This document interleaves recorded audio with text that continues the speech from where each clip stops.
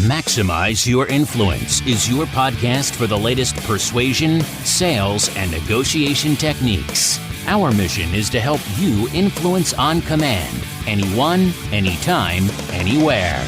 Your host is the author of Persuasion IQ, Laws of Charisma, and the best-selling book, Maximum Influence. Now, your host, Kurt Mortensen. So good to have you here, Maximize Influence. As you know, Kurt Mortensen here, podcast 484, as we take a deep dive on persuasion, motivation, influence. And today, some people are easier to persuade than others. How to resist persuasion, because we've been there before. You're like, how did I buy this? How did I do this? How did I say yes to that? Because we hate when we feel backed into a corner. At the time, it felt so natural, but then sometimes we get a little remorse once it's all said and done, known as buyer's remorse, of course, because it's human nature a lot of times where we just want to make our own decisions. That's just how we are. So we're going to talk about that. I just want to say I love great persuaders. I love a great salesperson when they do things the right way, but sometimes people do it the wrong way, and you got to learn how to say no and how to resist. And I'm also going to say is that successful people are easier to persuade and easier to sell than the average person. You're like, what? Yeah, millionaires, successful people. Now, disclaimer, they're harder to get in front of. They're harder to get that meeting, that appointment. But I've been in a lot of these meetings to persuade and sell and to monitor, where they say, okay, sell me. You got 10 minutes to sell me. You got 15 minutes to persuade me. Let's negotiate this out. Let's do it. It doesn't start with the resistance because they know they need to be persuaded on some things. It's okay at times to be persuaded, so I wanted to put it out there. But then on the flip side, like my son, I think he was about 5 years old in time, back seat with his friend. Wife's backed up the car and says, son, buckle up. Both of you buckle up. His friend buckles up, and he's like, I can't. He's like, you do it all the time. I can't. Of course, the kid's got to be buckled. Wife pulls over, buckles him up, and as she's getting ready to shut the door, she can hear my 5-year-old son turn to his friend and say, you see what I can make my mom do? Okay, we do not want to feel that way. Let's get into that, but let's start off by saying, hopefully you're having a great week, achieving your goals, becoming better, getting more tools.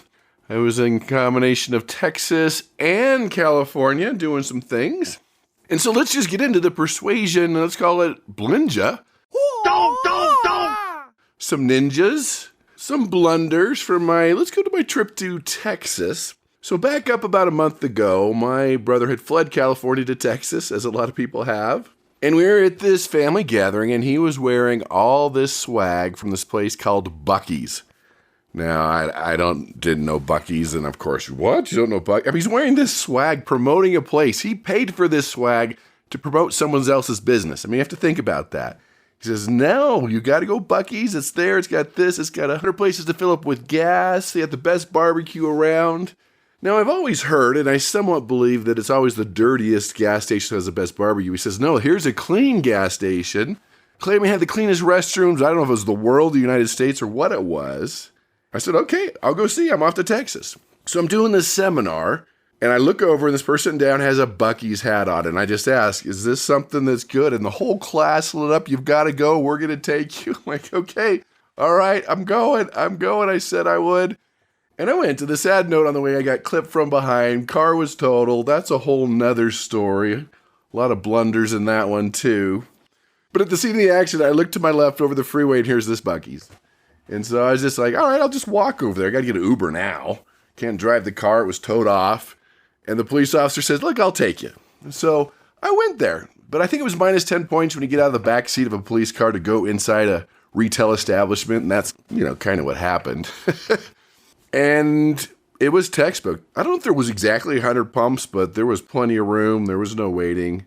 High ceilings, we've talked about that before. Well lit, we've talked about before. Clean restrooms. Great help. Large aisles, well organized signage. And while I waited, I tried the barbecue, and it was good. So it fulfilled expectations. But what a ninja to have someone else pay you, of course they bought the swag, the t-shirt and hat, to promote their business, but you do so well as a business that all you need is word of mouth, and that's what they're doing. So we ate the good barbecue, waited for my Uber, and the Uber driver was another ninja, smile, and I picked her brain along the way because the moment I got in the car, she judged me. And I'll say that in a good way, to what type of music I would like. And she had different playlists based on different eras. And she pegged it. It was right on. And she finally admitted it later because I could just tell, I don't think this is your type of music. But hey, 10 points to adapt the atmosphere, smile friendly, and got a good tip. So the blunder side is I didn't make my flight. So all right, get me to a hotel. Checked it out online, got a hotel. Just need to make sure I had a shuttle service because, again, I have no car. So this website near the airport has a shuttle service. I get there. What time does your shuttle service leave? Because I got to get the early morning flight. Oh, we don't have a shuttle service. It says it on your website. Yeah, we probably should change that. I'm like, it's the only reason I came here was that, yeah, you'll probably have to get an Uber. Wow, okay, no ownership, didn't care. So you want to say, well, I think it's another company that probably runs their website, so it's probably not our fault. I'm like, okay. So that would be the Wyndham Hotel blunder of the week. Which takes us to our geeky Scarly article. By the way, I'll post this at maximizeyourinfluence.com. Hey, send me an email. Contact us forms there too. How to enroll at influenceuniversity.com, advanced trainings. It's all right there. Most of it's for free. There's actually a free part of influenceuniversity.com you should enroll for. Or just send me an article or something to do on the show and you get the gold version for free. Either way is fine with me. So this article came from Leonardo. Didn't say where he's from. He sent me an article on how to build a habit in 5 steps. He says, Kurt, fact or fiction, what do you think? Does this work? Is it really this simple? So this comes from a behavioral scientist named Katie Milkman. She's at the Wharton School in Pennsylvania. It's in the United States. And her book, The Science of Getting Where You Are to Where You Want to Be. So I'll give you my thoughts, my 2 cents, probably add a few steps to this. So before we look at the steps, realize that you have habits, both good and bad.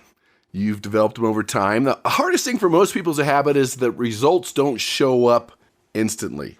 If you're deep in debt, 30 pounds overweight, it didn't happen overnight. So sometimes the consequences of bad habits or even good habits take time to show up. Imagine. We all know fast food, you probably shouldn't be eating it, but it is tasty.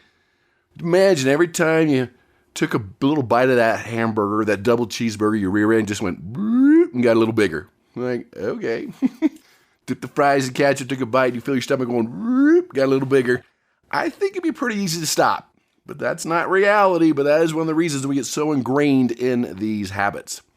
So, number 1, set a specific goal. She says the research has shown you benefit from being more specific about exactly what you aim to do and how often. Says, don't say I'll meditate. Say I'll meditate for 15 minutes each day at 7 a.m. in the basement with, and fill in the blank if you have an accountability partner. We've heard that before. Smart goals, right? Specific, measurable, achievable. That's all part of it. The time, that's all something you need to do. So we do know that one, absolutely. Number 2, create a detailed cue-based plan. So she says you need these cues to help you follow through. Was there certain cues or people or things that can happen throughout the day can give you that cue, that trigger, that subconscious trigger to make it happen? In fact, let me add one to that I've loved that I learned from James Clear. He wrote Atomic Habits. He says habit stacking. So meaning if you had 2 good habits in the morning you're really good at, maybe it's make your bed, cold shower, 25 push-ups, whatever it is. Let's say there's 2 things, you've got it down. You're good at that. Well, put the habit you want in the middle of those. So you make your bed, do your new habit, and then do the other habit that you're used to doing. Say it's that cold shower. I've noticed, and people have told me that makes a huge difference. And a cue doesn't have to be a really big thing. It could be an alarm on your phone, when the sun breaks through the window. It could be when you finish your first cup of coffee. Whatever it is, those could be your cues. Number 3, make it fun to repeat. She says most of us overestimate our willpower. And I've done whole podcasts on willpower and the science behind willpower. Go to the archives at maximizeyourinfluence.com. You'll be surprised how much we've learned about willpower and how willpower a lot of times is like a battery. Could be fully charged or fully empty and how to fix that. So the research is showing you persist longer and achieve more when you find to make it fun. Well, is that always possible? I'm saying hopefully, maybe some things are easier than others. Maybe the fun thing's just the reward. I'll get this done. We're going to go celebrate. We're going to go party. We're going to go eat. We're going to do this. We're going on vacation, whatever it is. There are certain ways. It might not be super fun that day, but you can make the consequence, the end results, the celebration a lot of fun. Number 4, foster flexibility. So maybe it can't be the same time every day. Maybe if you forget, you can go. She says, research suggests it's important to insert some variability into your routine. Some people like the done, the exact same thing. Some people, a lot of flexibility, variability. So maybe you do one day 6 a.m., the next day 6 p.m. Again, I'm not sure about this one. A lot of people like, no, same thing every day, get it done. I know this person that's been watching the same exercise video for over 30 years. Same thing. I mean, she had to get different copies, going from video to DVD to online, but it's still the same video, same time every day, gets it done. There's no options. If someone wants to see her during that time, she's got a doctor appointment or something else, there is no option. She's getting it done. So let me add a little flexibility to that one. So let me just add that piece, and let me add to, it's okay to adjust the how to your goals, not the goals necessarily, meaning you need to be flexible with your how. Just like I learned from my early mentor, Jim Rohn, that when you shoot a rocket to the moon, it's off course most of the time. And that's true with any airplane. It's off course most of the time. It's always correcting. So with your goals, maybe spend 2 hours instead of 1 hour. Maybe you need to try to do it a little on Saturday. Maybe mentor, who you're going to do this. So you can adjust how you're going to get there. That's okay. Maybe you need to do more here, less here, add this, do this, adjust this. That part is okay. You're not changing your target, but you could change how you're going to get to that target. Maybe adjust the GPS a little bit, recenter it, adjust it, and it's okay, but you're still getting to your destination. Number 5, find the right kind of social support. I think I mentioned this, and that's a real part of it.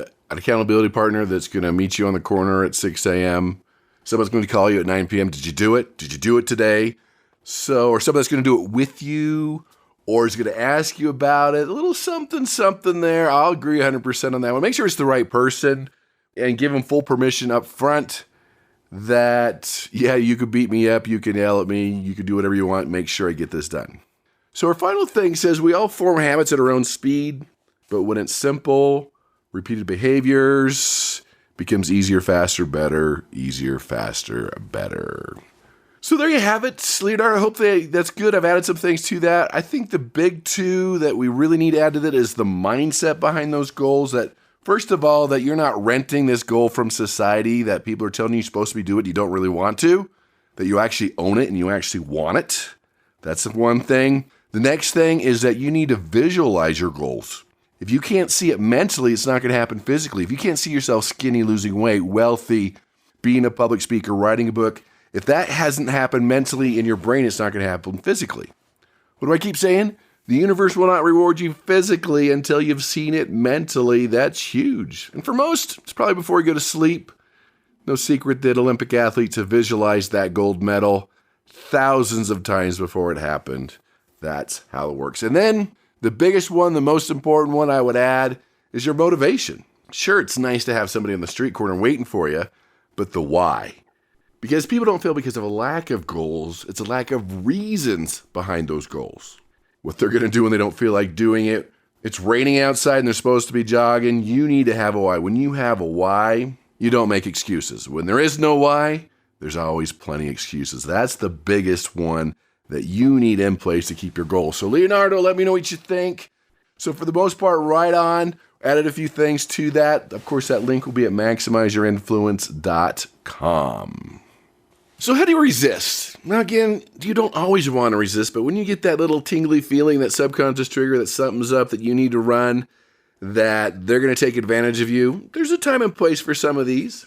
Hopefully your prospects aren't listening to this, but hopefully you are there changing lives and helping people out. That's what great persuaders do. So the first one, be vague. Be unimpressed. When they know what your hot buttons are, when you say, oh, I would love that. Can we get that tomorrow? Can we get it in blue? That's exciting. Wow, that's incredible. Yeah, then all of a sudden, they know which road to go down to. But when you're a little evasive, you're not impressed with that, you're not sure, they can't read you haven't given any hot buttons. And when they ask you a question, you're kind of vague. I don't know, maybe, probably. I have to do some research. I'm not quite sure right now. You hate that as a persuader, but that doesn't give them any ammunition to back you in a corner and to do that. So instinctively, I think you know that one. You don't have to reveal everything up front. The key here is just to be observant. What's going on? Why are you getting that tingly feeling? Why are you feeling you're getting taken advantage of? Now, if you think it's going to happen, you're going to this car dealership that everyone knows is going to back you in a corner, you're going to leave with a car, be mentally prepared. Practice with somebody. Know when you're going to walk. That preparation gives you courage and confidence to be able to do it instead of just showing up and letting things happen. If you're really concerned, bring a neutral third party that you know is going to say, no, that's dumb. No, we're not doing it. That gives you a little confidence to do that. But it's always good to have another person there, just get another opinion. Hey, can you give us 5 minutes? We need to talk about it. Are they screwing us? Are they taking advantage of us? You might want to do that or have somebody listening via the cell phone. I don't know if that's legal, but it sounds like a good idea. Or worst case scenario, let them know someone's listening in and helping you make the decision. And that's another one, that you're not the only decision maker. There's other people that need to be part of this. That's a great way to resist persuasion. They know right up front. Yep, I need to go to the committee. Yep, I need to go to a spouse or a friend. Yep, I need to do this. Then they don't tend to push as hard or back you into that corner. So again, you're in there, you're in the zone. Don't be overwhelmed by their power plays. Maybe their clothes they're wearing or the authority they're pulling. They're the CEO, they're the vice president. The next thing is take time to think. Do not get stuck in the FOMO, that false security, that psychological reaction that's called. Is it real? Does it seem kind of fake? Only one left in your size? Really? Can I go look? Someone else is going to buy that car tonight? Really? What's their name? And you've got the power in your hands. Look it up. If they say something you don't agree with, you don't know, if you're not sure about their background, the ethics of the company, look it up. This thing, there's plenty of search engines that you could look it up and say, I saw this. What do you think about this? That gives you the power. You've got the power in that situation. And the biggest power, get it through your mind. You can walk. When you're feeling pushy, uncomfortable, getting those necks in the back of your hair standing up, you're like, oh, should we go? You have no obligation. You can walk. And my favorite one is to identify other persuasion techniques. Wow, that's a good foot in the door. Oh, you guys using good cop, bad cop? That's good scarcity, but I don't believe you. I've always loved, and maybe it's just crossed the line, let me know. You know, someone knocks at my door, catch me in the yard, like, okay, chit-chat, what do you do? I'm a sales trainer. For the rookies and the ones that aren't very good, that kind of just startles them and it backs them into a corner. The pros are like, cool, love it. Tell me how well I do. So it's kind of an interesting shift there. And I know right ahead that if they get nervous and tense and uneasy, go away. But if they're a pro, let's hear it. I love a good persuader. So as you're there and you're in the moment, they're trying to make you feel foolish, you're silly, you're dumb. Well, everybody does that. You're the only one. Different, awkward, inadequate, whatever it is, back you into a corner.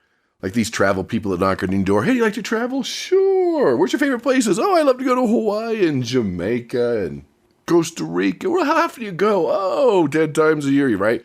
People tend to embellish a little bit there. Like, well, based on your answers, I can save you X amount of dollars for doing this and going to this club. And yeah, when that happens, like, all right, leave, go away.